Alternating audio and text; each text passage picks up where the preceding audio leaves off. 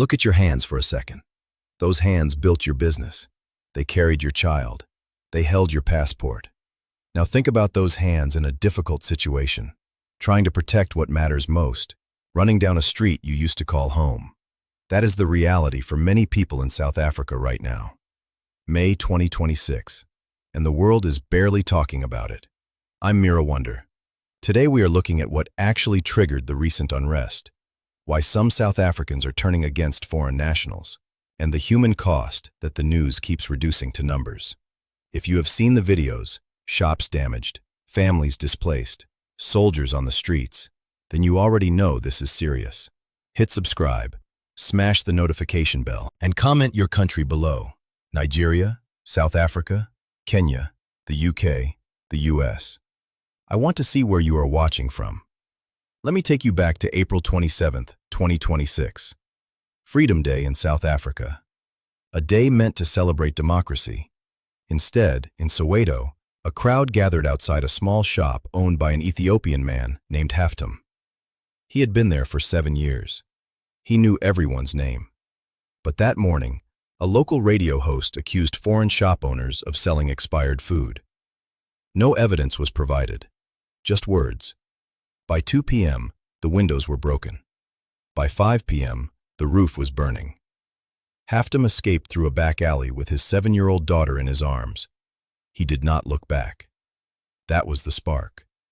48 hours later, a protest in downtown Johannesburg escalated. A group called Operation Dudula, you may have seen them online, organized what they called a clean sweep. Their leader stood on a flatbed truck and said, and I quote, "We are not criminals. We are taking back our streets." Within 6 hours, 19 shops were looted. 12 buildings were set on fire. In Durban, a bus full of Zimbabwean workers was stopped.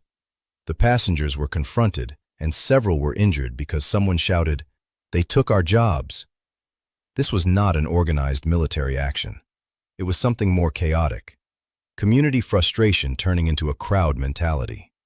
In Rosettenville, an abandoned building housing 54 Ethiopian and Malawian families was set on fire very early in the morning.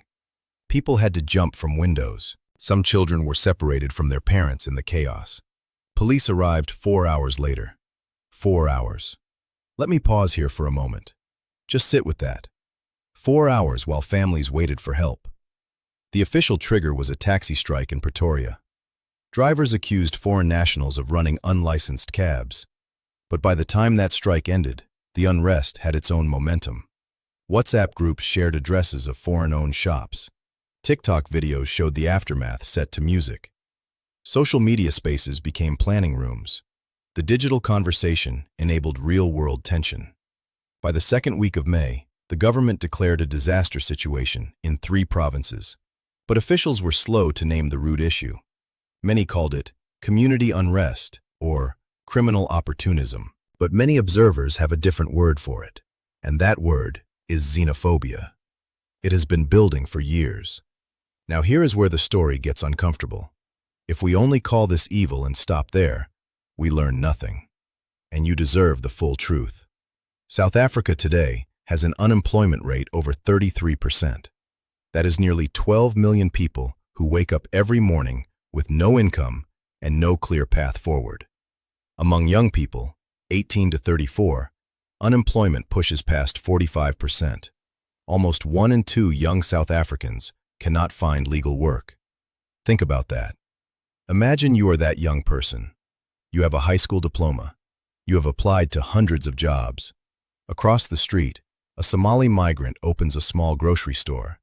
He works 18 hours a day. He sleeps on the floor. He hires 2 relatives. You see that.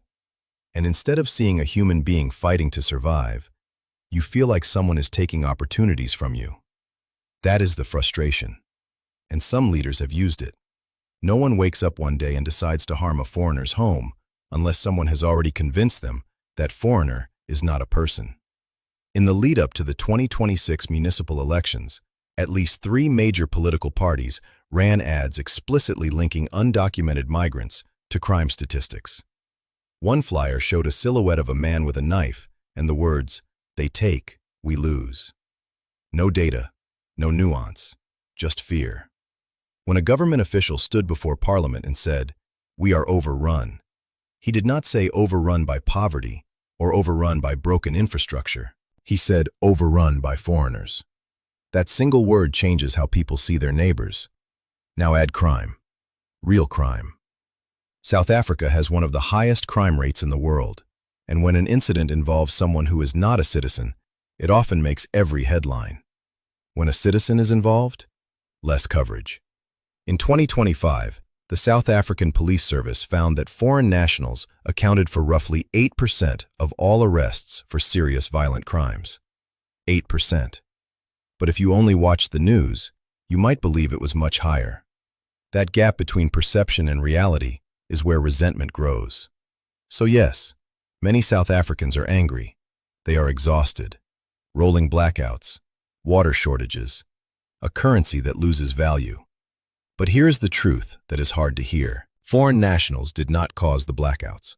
They did not break the water pipes. They did not take money from state-owned enterprises. Those failures belong to a political system and decades of mismanagement. It is easier to blame a Somali shop owner than to hold powerful people accountable. Easier to blame a Zimbabwean worker than to admit that your own government has fallen short. I am not excusing violence. Nothing excuses harming an innocent person. But if we want to prevent the next wave of unrest, we have to understand the anger without validating the cruelty. That is the difficult middle ground. Most people are too afraid to stand there, but that is where the truth lives. Now let me tell you about Chidi. On the morning of May 9th, 2026, Chidi was selling phone chargers from a small table outside a mall in Diepsloot. He is Nigerian. He had been in South Africa for 11 years. His wife is South African. His 2 children have South African birth certificates. He pays taxes. He coaches a local youth soccer team. At 11:15 a.m., a group of young men approached his table. One of them recognized him from a WhatsApp list. They did not speak to him. They flipped his table. They kicked him. When he tried to stand up, they poured gasoline on his merchandise and lit it. Chidi survived, but he suffered serious injuries. He will have lasting health problems. His children, both under 10, watched from a parked car 50 meters away. Chidi is not a statistic. He is a father. As of today, at least 52 people have lost their lives. Over 1,200 have been injured. More than 7,000 people have been displaced, sleeping in community centers, church basements, and police stations. The Nigerian government has begun evacuating its citizens. Several planes have already landed in Lagos carrying women and children who left South Africa with very few belongings and trauma that will last for years. Zimbabwe has opened its border for emergency returns. Ethiopia has issued a travel advisory, recommending its citizens not to travel to South Africa at this time. The African Union held an emergency session on May 15th. The language was careful. Condemns the violence, calls for calm. Words. Meanwhile, the South African government deployed the army to the streets of Johannesburg and Durban. Soldiers stand near damaged properties. The president gave a national address. He called the attacks acts of extreme criminality. He did not use the word foreigner. He did not directly apologize to the families of those who died. He spoke about law and order. But law and order does not heal a collapsed lung. It does not rebuild the church in Hillbrow, where hundreds of refugees slept on the floor last night because they have nowhere else to go. Long-term, South Africa's reputation is taking a serious hit. Major investment deals are already being questioned. The South African currency dropped significantly in value during the first 10 days of the unrest. Tourism is seeing cancellations from other African nations. Some travelers are asking, is it safe to visit a country where your background could put you at risk? And inside the country, something has changed. Some foreign nationals who remain are organizing for their own protection. Community leaders in Johannesburg have formed neighborhood watches. Shop owners are staying overnight in their stores with security measures in place. What began as one-sided incidents could become something worse if trust continues to break down. Here is the final truth. Xenophobia is not the disease. It is a symptom. The disease is economic struggle, political failure, and a generation raised on frustration instead of opportunity. Until South Africa addresses its own deep problems, until a young person in Soweto can find a job without blaming a neighbor, the tension will keep returning. Maybe next year, maybe 5 years from now. Because unresolved pain always finds a target. So what do? You and me, watching from wherever we are, we do not look away. That is what some people want. They want you to scroll past. They want you to say, "That's just how it is." That is not true. What is happening in South Africa right now is a tragedy built by human choices, and human choices can change it. I need you to do 3 things before you leave this video. Subscribe to this channel, because I will keep reporting the stories that need more attention. Hit the notification bell. You need to know when the next update comes. And comment your country. Just one word.